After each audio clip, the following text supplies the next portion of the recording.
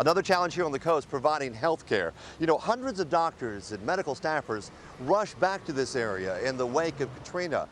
But those who didn't say it's just a simple matter of economics, that they could find better paying jobs in less storm-torn areas. But for those who have returned, or in fact never left, they are finding plenty of work, and not all of it dealing with physical ailments.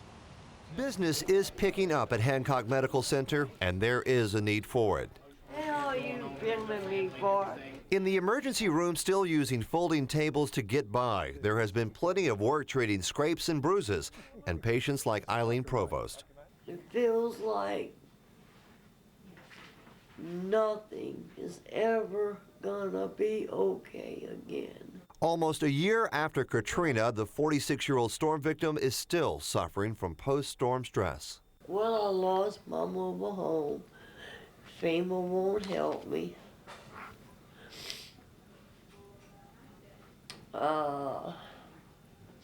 I'm living in a camper trailer that they are gonna suck out from under me at any damn time. How we can help. Dr. Collins Knight says he's heard plenty of stories like hers. Seen a lot of people with depression, a lot of people with anxiety after the storm, a lot of people are trying to deal with how will they put the houses back together, how will they get money, should they move back, should they not move back, can they rebuild their homes, can they stay on the coast, do they need to leave the coast? It is the order of business for a hospital that's come a long way. Although miles from the beach, Hancock Medical dealt with the Gulf coming through its front doors. In the days and weeks after, a military MASH unit helped pick up the slack. Now the hospital is carrying some of its own weight, but having to work to make sure doctors are here to treat patients. We've ended up employing 10 of the physicians to kind of give them a safety net and a little stability while their practices pick back up.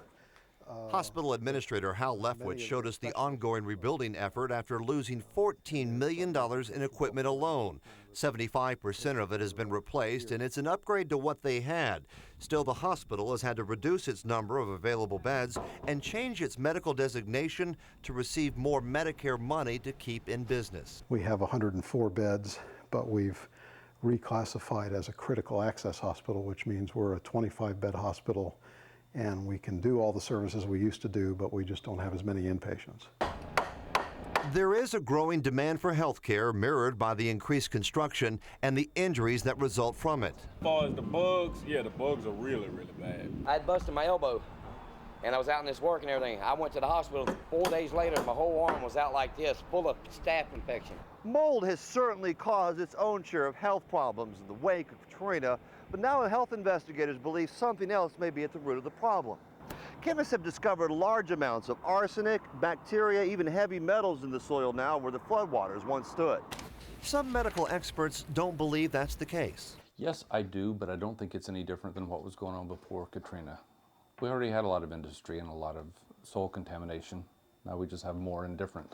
Dr. Scott Russell is the medical director for the Coastal Family Health Center. Okay, are you having any problems? It's a nonprofit that's seen its caseload increase and the number of non-insured patients rise from half to almost 80% since the storm. We're losing physicians, so the ones that are here are seeing a ton more people. Where I normally would get 2 or 3 people on an unreferred call overnight, now I will get 8 or 10.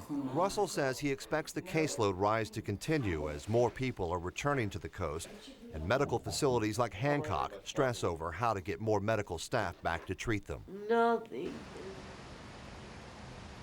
Hancock Medical expects to remain on that limited bed status at least through the end of the year. They believe by then they should have enough full-time demand to warrant a full-time bed operation.